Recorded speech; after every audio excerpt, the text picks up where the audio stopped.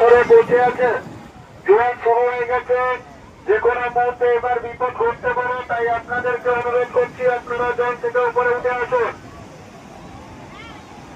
যেনারা এখনো পাথরের উপরে বসে আছেন এবং জলে নেমে স্নান করছেন, ওনাদেরকে বলছি আপনারা জল থেকে উপরে উঠে আসুন, পাথর থেকে উপরে উঠে আসুন।